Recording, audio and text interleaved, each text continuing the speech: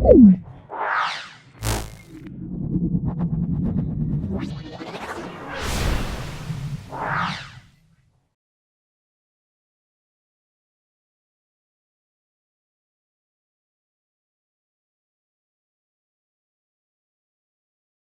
Number 171 থেকে 173 সম্পূর্ণ solve করছি।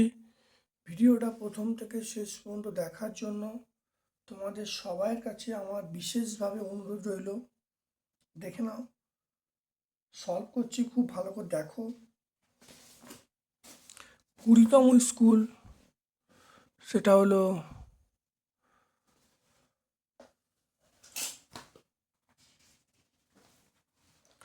দেখে নাও সমবাহু ত্রিভুজের প্রথম প্রশ্ন চলে আসলে সমবাহু ত্রিভুজের কোণগুলি অনুপাত কত।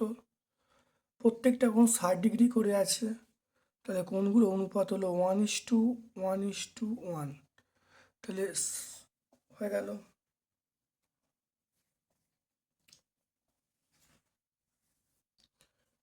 এটা দেখো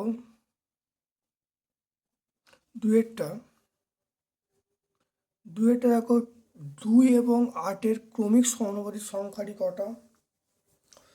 2 এবং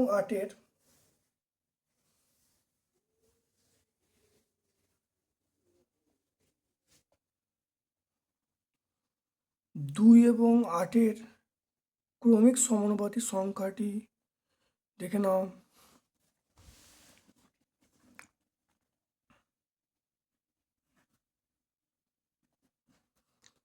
তাহলে ক্রমিক সমানুপাতিক সংখ্যাটি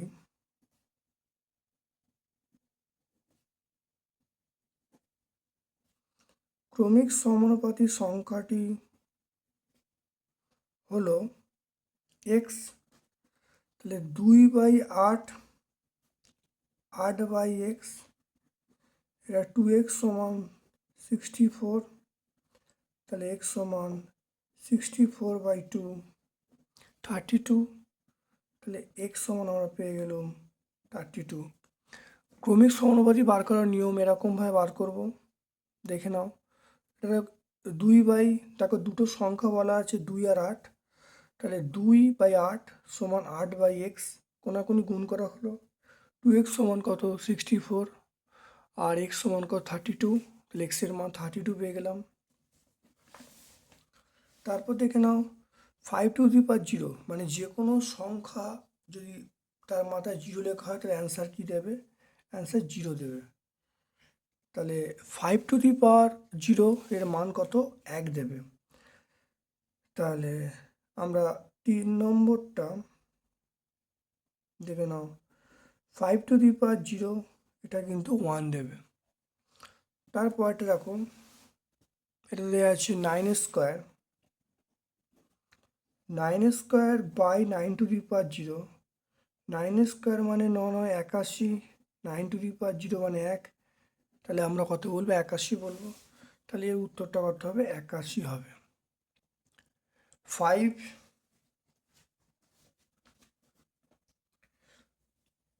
5x এর একটি উৎপাদক আমরা কি বলবো 5 বলবো। ট্রাপিজিয়ামের বাহুর সংখ্যা, ট্রাপিজিয়ামের বাহু আমরা 4টে পাবো। এবার বলা আছে একে উৎপাদকের আকারে a² - b² উৎপাদক আকারে করলে, তাহলে একটা হলো a + b a - b, তাহলে a + b × a - b।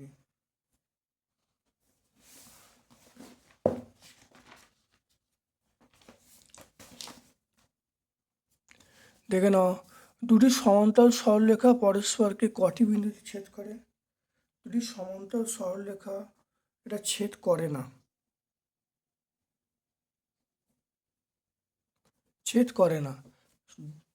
কেন এটা দেখে নাও। 8-এরটা দুটো সমান্তরাল সরলরেখা দেখো কখনোই ছেদ করে না, এটা ছেদ করতে পারে না। ত্রিভুজের 3টি কোণের সমষ্টির মান কত। ত্রিভুজের 3টি কোণের সমষ্টি অবশ্যই 180 ডিগ্রি। প্রতিসম নয় এমন একটি ইংরেজি অক্ষর, প্রতিসম নয় এমন একটি ইংরেজি অক্ষর, সেটা পি বলবো। একটি চতুর্ভুজ আঁকতে কমপক্ষে কটি তথ্য প্রয়োজন? একটি চতুর্ভুজ আঁকতে কমপক্ষে কটি তথ্যের প্রয়োজন? 5টি। কারণ 4টি বাহু দিতে হবে, একটা কর্ণ দিতে হবে, মোট 4টি তথ্য আমাদের লাগবে। তাহলে বর্গক্ষেত্রের প্রত্যেকটি কোণের মান কত? বর্গক্ষেত্রের প্রত্যেকটি কোণের মান আমরা বলবো 90 ডিগ্রি।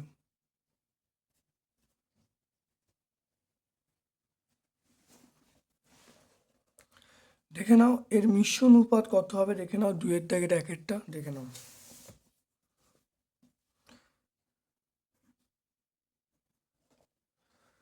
এটা হবে 2/3 সমান, তাহলে 2/3 বলা আছে, তাহলে এখানে বলা আছে 2:3, 3:5, তাহলে মিশ্র অনুপাত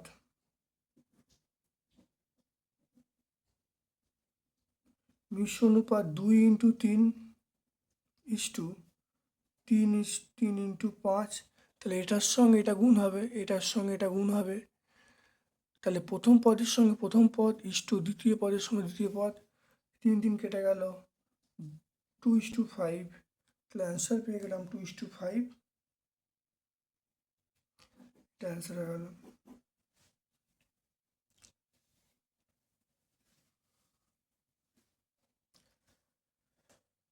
দেখে নাও এরপর দেখে নাও এটার বর্গমূল করতে বলছে, এটা 12/13 হবে, দেখে নাও কীভাবে হচ্ছে।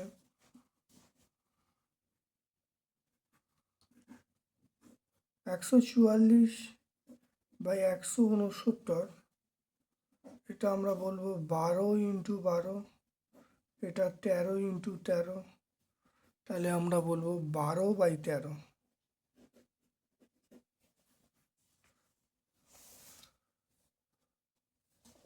তারপর দেখো সূত্রের সাহায্যে এটার মান নির্ণয় করতে বলছে, সূত্রের সাহায্যে এটা মান নির্ণয়।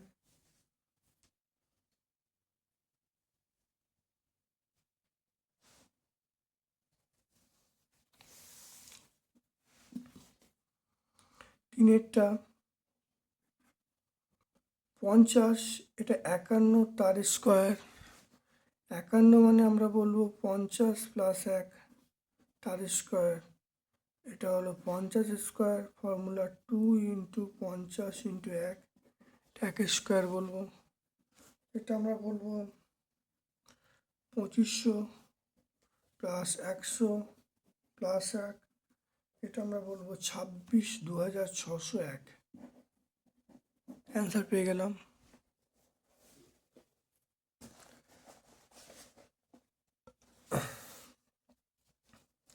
তারপর দেখে নাও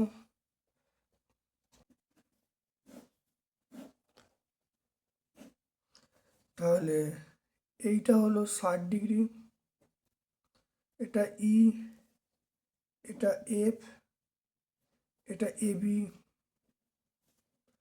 এটা হলো সিডি, এটা 60 মানে আমরা দেখো নাম দিচ্ছি, এটা জি, এটা এইচ, এটা 60 মানে এই কোণটা 60। এবারে এই দুটো কোণের মান কত? 180 ডিগ্রি, এই টোটাল কোণের মান 180 ডিগ্রি, তাহলে 180 থেকে 60 বাদ দিলে এইটুকু কোণের মান আমরা কত পাবো? 120 পাবো। তাহলে আমরা বিজিএইচ এটার মান কত পাবো? 120 ডিগ্রি পাবো, এই মানটা 120 ডিগ্রি পাবো। তারপর দেখো এই মানটা আমার 60 ডিগ্রি বলা আছে, দেখো এখানে বলা আছে সিএইচএফ এই মানটা কত? সিএইচএফ এই মানটা চাইছে, তাহলে এইটা দেখো এটা 60 বলা আছে, তাহলে এটা 60 মানে আমরা এইটা 60 বলতে পারি, তাহলে এই কোণটার মান কত? 120 হবে, তাহলে এই কোণটার মান আমরা কত পাবো? কারণ 120 হবে, তাহলে আমরা বলবো সিএইচএফ, তাহলে সিএইচএফ মানে কত? সিএইচএফ মান কত হবে? সিএইচএফ মান মানে 60 ডিগ্রি হবে। তাহলে এই কোণটার মান পেয়ে গেলাম 120, আর এই কোণটার মান পেয়ে গেলাম 60°।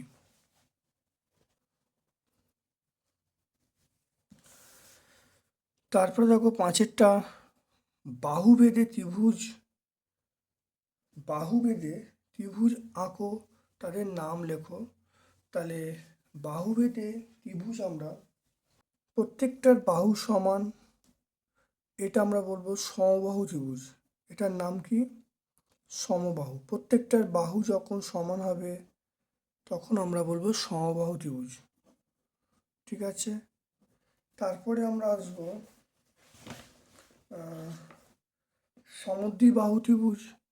সমদ্বিবাহু ত্রিভুজ, যখন সমদ্বিবাহু ত্রিভুজ দেখে নাও এই দুটো বাহু সমান, তখন আমরা এটাকে নাম বলবো সমদ্বিবাহু ত্রিভুজ।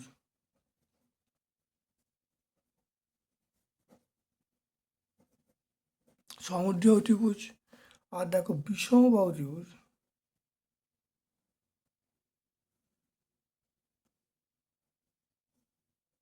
বিষমবাহু ত্রিভুজ মানে যেখানে প্রত্যেকটা বাহুর দৈর্ঘ্য অসমান, তাকে আমরা বলবো বিষমবাহু ত্রিভুজ। তাহলে বাহুভেদে এই দুটো বাহু সমান আর বিষম হলে প্রত্যেকটা বাহু অসমান, তখন আমরা বলবো বিষমবাহু ত্রিভুজ।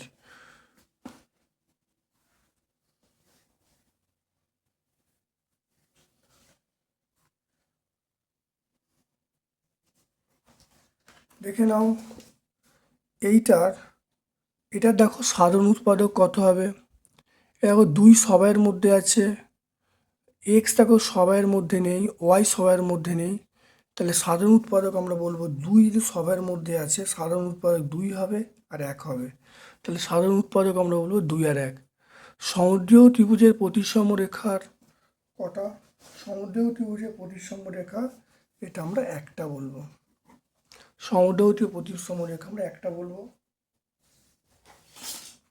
দেখে নাও সমদ্বিবাহু ত্রিভুজ এর প্রতিসম রেখা এইটা, তাহলে একটা হলো। সমদ্বিবাহু ত্রিভুজের প্রতিসম রেখা একটা।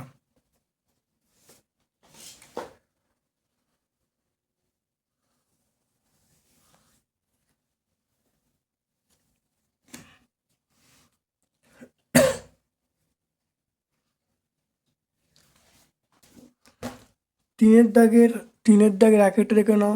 রিতা 100টি অঙ্কের মধ্যে 60টি অঙ্ক ঠিক করেছে।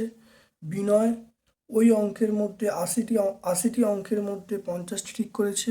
অনুপাত নির্ণয় করে দেখাতে হবে কে বেশি অঙ্ক কষেছে। দেখে নাও এই অঙ্কটা তোমরা দেখতে পাবে 2.2 প্রশ্নমালার। দেখো 4এর দাগের অঙ্কটা একই আছে, দেখে নাও।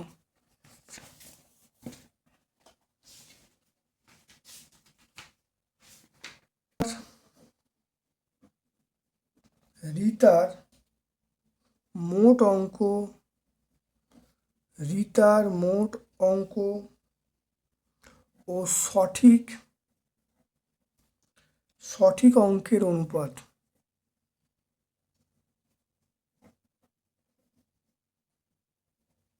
সঠিক অঙ্কের অনুপাত, তাহলে মোট অঙ্ক মানে 100:60 বলবো। তাহলে এটা আমরা কত বলবো? 100/60 করলে 0 কেটে যাচ্ছে। এটা আমরা কত বলবো? 5/3 বলবো। তাহলে 5:3। তাহলে 5:3 হয়ে গেল। 5:3 রইল। এরপর দেখো বিনয়ের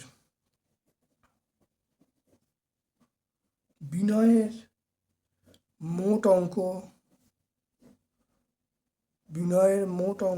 ও সঠিক অঙ্কের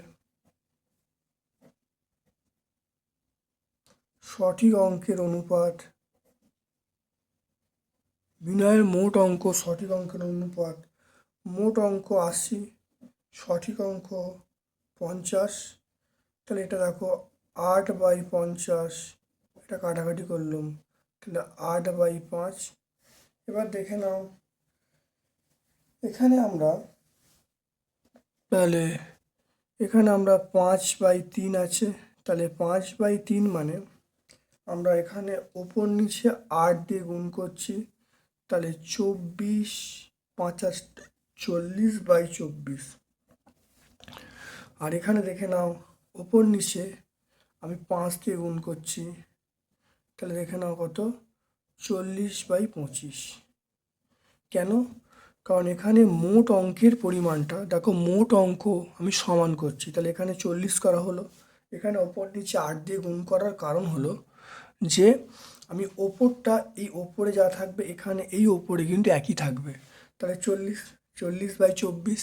এখানে দেখো 40/25। তাহলে তাহলে দেখে নাও, তাহলে কোনটা বেশি?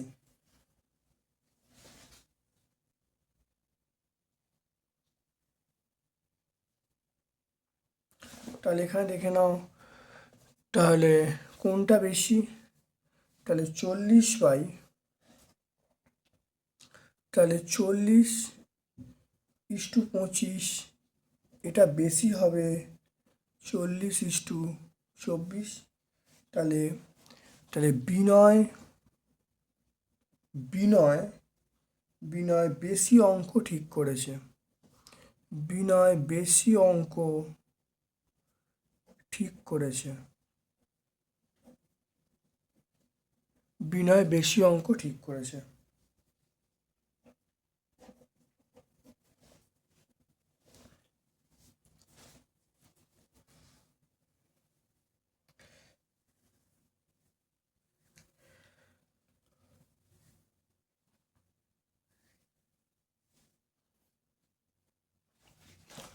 তারপর দেখে নাও, এখানে বলা আছে পরেরটা,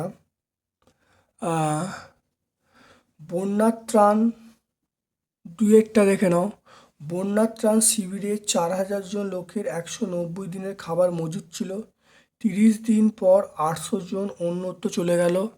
যারা রয়ে গেল তাদের খাবার কতদিন চলবে?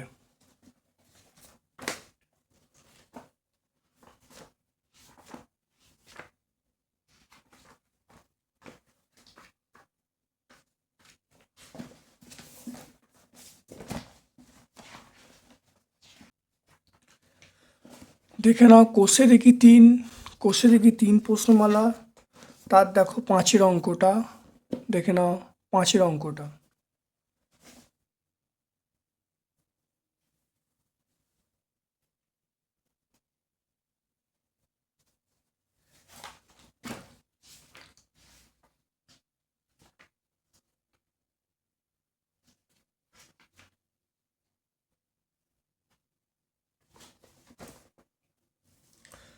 কোষে দেখি 3, দেখো 5-এর অঙ্কটা আমি সলভ করে দেখাচ্ছি, দেখে নাও।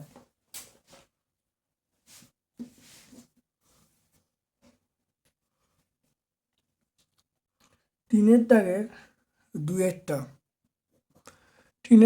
দুয়েরটা,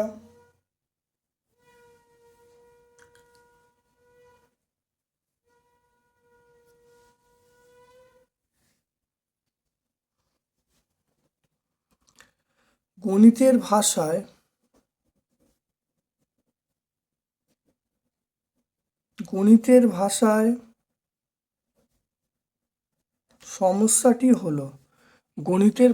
সমস্যাটি হলো, এটা আমরা বলবো লোক সংখ্যা,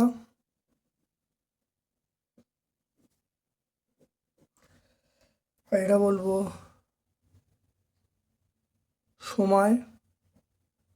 সময় ব্র্যাকেটে দিন, লোক সংখ্যা ব্র্যাকেটে জন।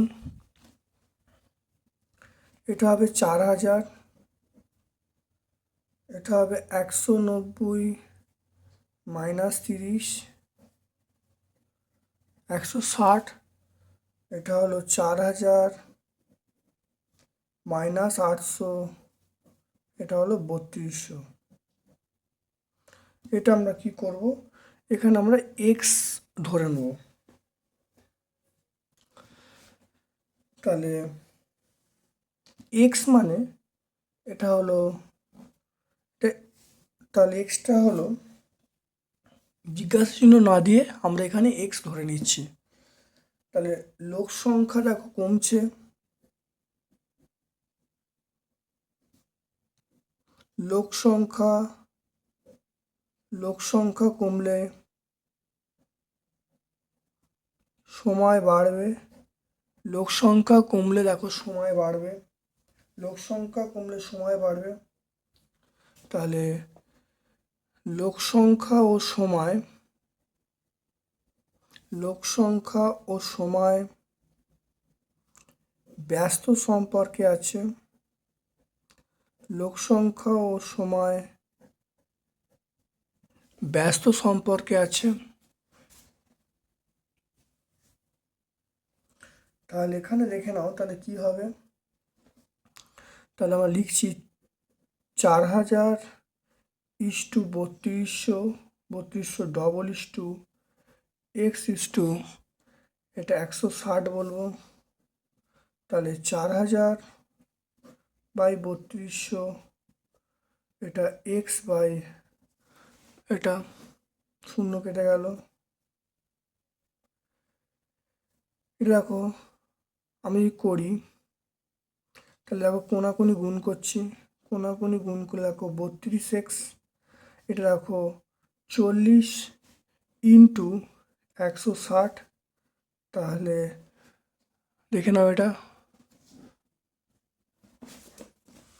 পরের স্টেপ, এটা এক্স সমান আমরা পেয়ে যাব 40 ইন্টু 160 বাই 32, 16 দিয়ে কাটছি, এটা 10 হলো, 16 এটা 2 হলো, এটা আমরা কত পাবো, এটা 20 পেয়ে যাব।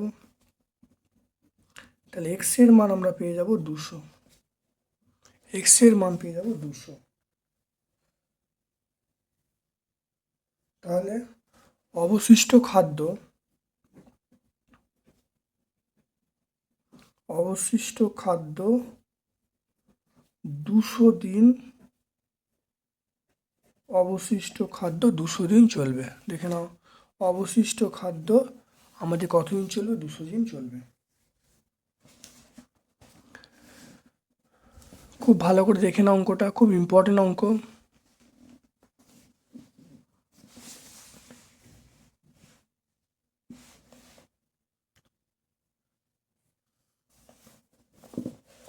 এরপর দেখো 3-এর অঙ্কটা, এখানে দেখো বলা আছে তিনটি ছাতা ও একটি চেয়ারের দাম 600 টাকা। তিনটি ছাতা বা একটি চেয়ারের দাম 600 টাকা, দুটি ছাতা দুটি চেয়ারের দাম কত হবে সেটা হিসাব করতে বলছে। দেখে নাও,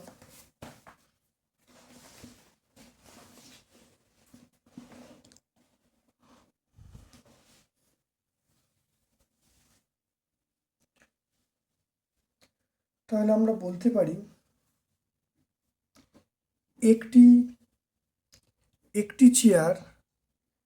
একটি চেয়ার সমান তিনটি ছাতা, একটি চেয়ার সমান তিনটি ছাতা। তাহলে এখান থেকে দেখো বলতে পারি দুটি চেয়ার মানে 6টি ছাতা, এখানে 2 গুণ করে এখানে দুটি বার করছি, তাহলে 3 ইন্টু 2 মানে 6টি ছাতা, এটা আমরা বলতে পারি। এবার দেখো বলা আছে দুটি ছাতা, তাহলে দুটি ছাতা ও দুটি ছাতা প্লাস দুটি ছাতা দুটি চেয়ার,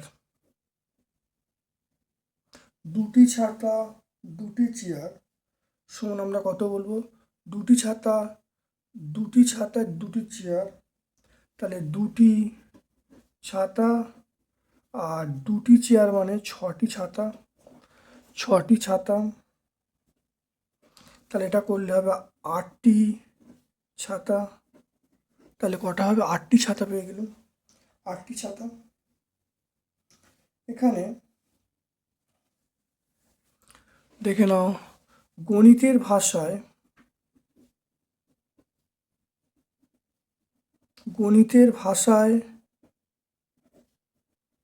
সমস্যাটি হলো সেটা হলো ছাতার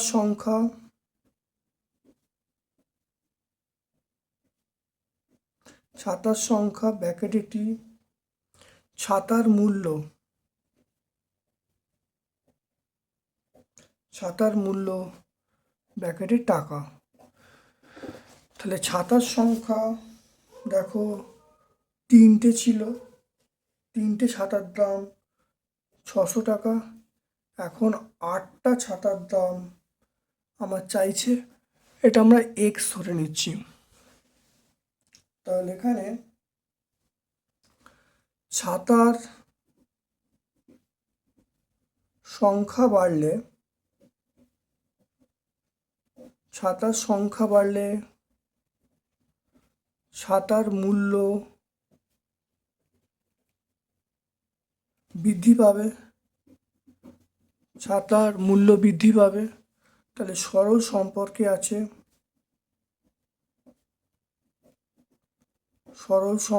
আছে, এখানে রেখে নাও। তাহলে আমরা লিখব 3:8, এটা লিখব 600:x। তাহলে এখান থেকে আমরা বলবো 3/8 সমান 600/x। এখানে 3x বলবো 600 × 8, তাহলে x আমরা পেয়ে যাব 600 × 8/3। এটা কাটাকাটি করলে আমরা 2 পাবো, 200।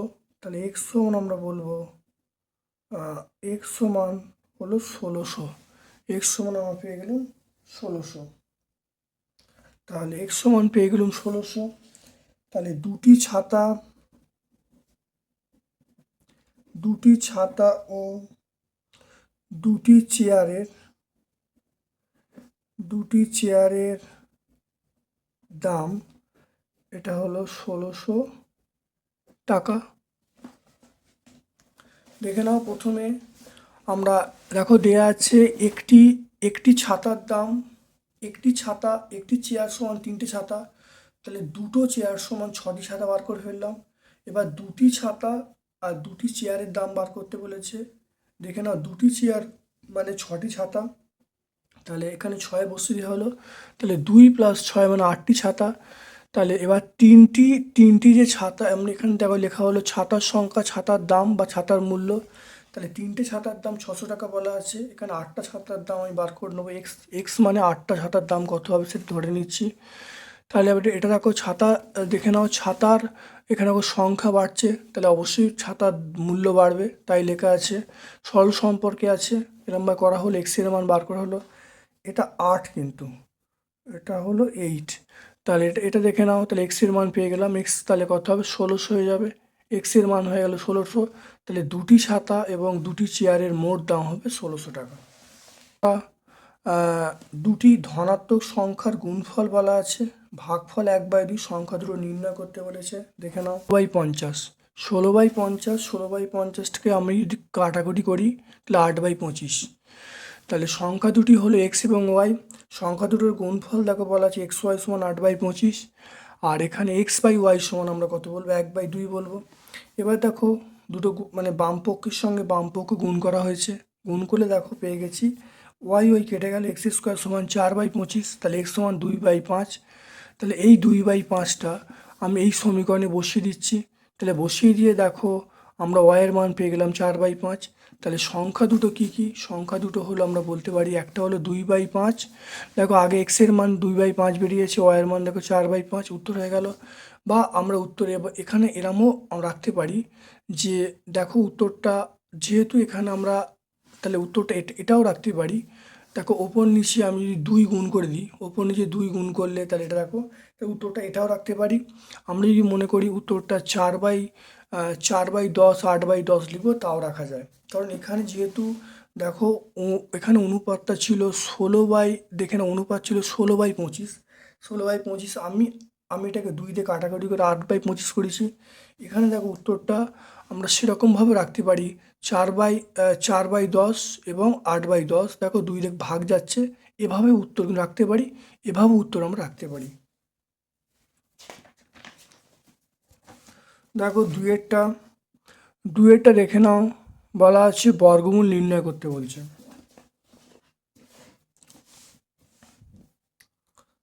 চারের দাগের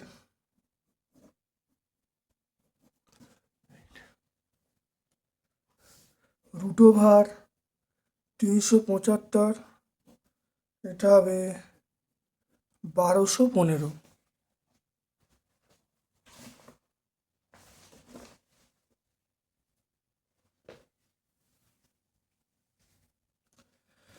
দেখে নাও 5 দিয়ে কাটছি, 5 দিয়ে কাটলে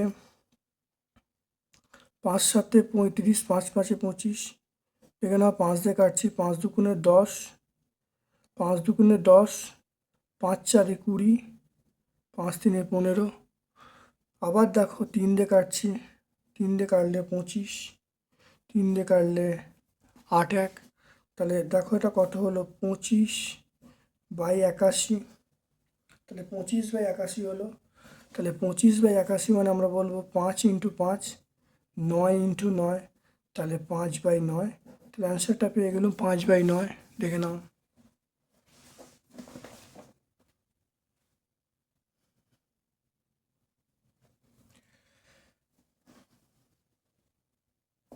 পরেরটা দেখে নাও, 5-এর দাগের একের অঙ্কটা দেখে নাও।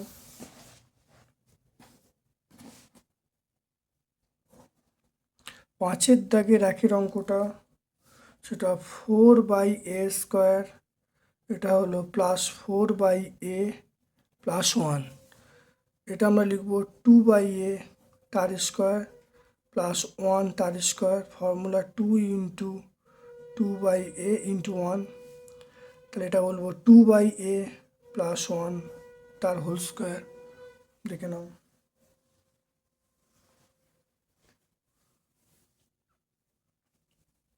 দেখে নাও অঙ্কটা এমনভাবে হবে। তাহলে এটা মনে মনে এটা রাখো, সাজিয়ে নিয়েছি। এটা মনে মনে এ ভাবো, এটা মনে মনে বি ভাবো। তাহলে a² + 2b + b²। তাহলে তাহলে a + b তার হোল স্কোয়ার। দেখো তাই করা হয়েছে।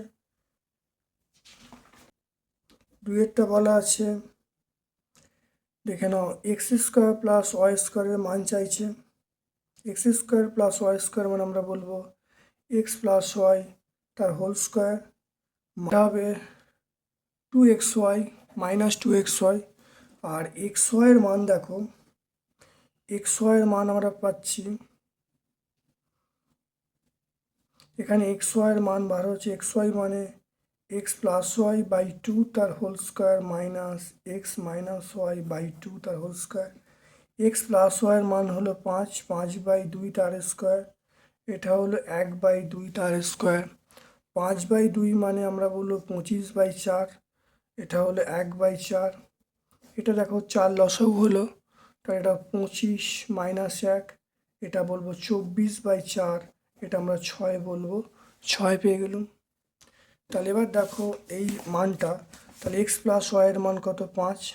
তাহলে 5² - 2 × 6, তাহলে 25 - 12, তো এটা 13 পেয়ে গেলাম। তাহলে x² + y²/xy, x² + y² এর মান কত, সেটা 13/6। 13/6, 13/6 মানে আমরা বলবো 2 পূর্ণ 1/6।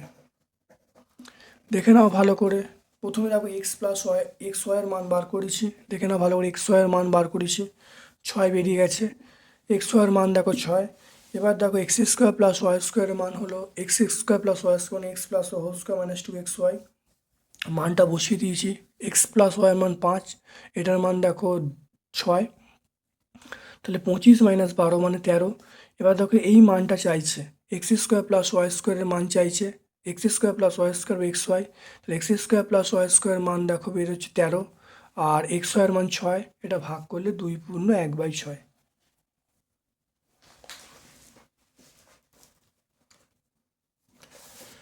তারপর দেখে নাও এই অঙ্কটা ভালো করে দেখে নাও, 3-এর দাগের। দেখে নাও x² / y², y²/x²।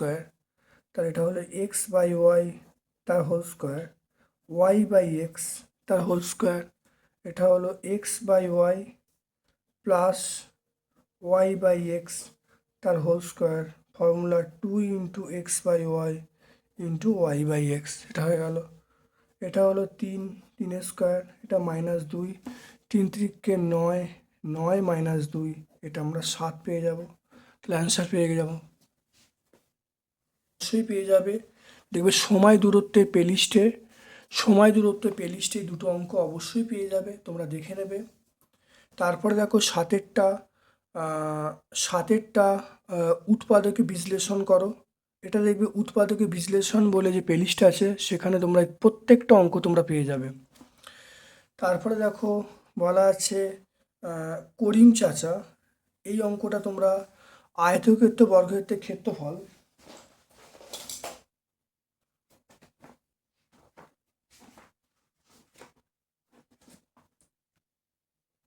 দেখো আয়তক্ষেত্র এই অঙ্কটা দেখে নাও, আয়তক্ষেত্র বর্গক্ষেত্রের ক্ষেত্রফল, এটা হলো তোমরা পেয়ে যাবে 8-এর অঙ্কটা।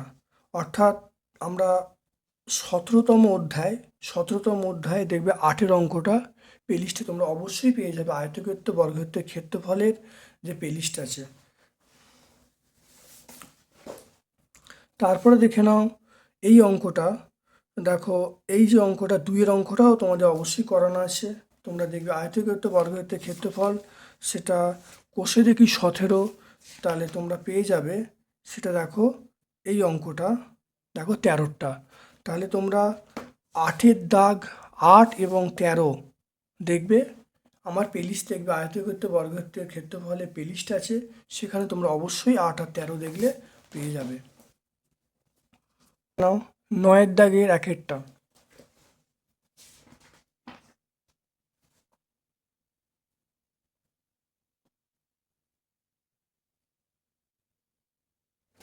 দেখে নাও সমীকরণ গঠন এবং সমাধান অধ্যায় তোমরা দেখবে। সমীকরণ গঠন সমাধান অধ্যায়, সেখানে দেখবে 22.3 প্রশ্নমালা আছে। 22.3 প্রশ্নমালায় দেখো 13 অঙ্কটা তোমরা পেয়ে যাবে। দেখো এই যে অঙ্কটা দেখে নাও 9-এর দাগের 1, আর এখানে দেখো 13 অঙ্কটা তোমরা অবশ্যই পেয়ে যাবে, একই অঙ্ক। তারপর দেখো এই মুদ্রার অঙ্কটা আছে, এই অঙ্কটা 22.4 তোমরা 6-এর অঙ্কটা তোমরা অবশ্যই প্লেলিস্টে পেয়ে যাবে। তাহলে সমীকরণ গঠন সমাধান অধ্যায় খুললে অঙ্কগুলো তোমরা প্রত্যেকটা অঙ্ক পেয়ে যাবে, খুব ভালো করে ব্যাখ্যা করা আছে। দেখে নাও এই অঙ্কগুলো, দেখে নাও 10-এর অঙ্কগুলো, 10-এর 1-এরটা, 10-এর 2-এরটা দুটোই তোমাদের করা আছে। চতুর্ভুজ অঙ্কন বলে প্লেলিস্ট আছে, দেখবে অধ্যায় 21, চতুর্ভুজ অঙ্কন বলে প্লেলিস্ট আছে অধ্যায় 21। খুব দেখে নাও এই দুটো অঙ্ক, দেখে নাও তোমরা পেয়ে যাবে। দেখো 2-এর দাগের ডি, এবং ডি দেখবে অবশ্যই টোটাল সলভ করা আছে প্রশ্নটা, তোমরা ভালো করে দেখে নেবে, প্রত্যেকটা উত্তর তোমরা পেয়ে যাবে। আর 11-এর দাগের অঙ্কগুলো দেখে নাও, 11-এর দাগের অঙ্কগুলো দ্বিস্তম্ভের যে অঙ্কগুলো আছে, দ্বিস্তম্ভের অঙ্কগুলো আমরা দ্বিস্তম্ভ বলে প্লেলিস্ট প্রকাশ করেছি, সেই দ্বিস্তম্ভের প্লেলিস্টে আমরা এই অঙ্কগুলো পেয়ে যাব। তাহলে তোমরা অবশ্যই কমেন্ট সেকশানে কমেন্ট করো কেমন লাগছে ভিডিওটা, যদি ভালো লাগে একটা লাইক করো, সকল বন্ধুবান্ধবের মধ্যে ইউটিউব চ্যানেল লিঙ্কটা শেয়ার করে দাও। আমার পক্ষ থেকে তোমাদের সকলকে ধন্যবাদ ও শুভকামনা জানিয়ে আজকের মতো ভিডিও শেষ করলাম। Thank you.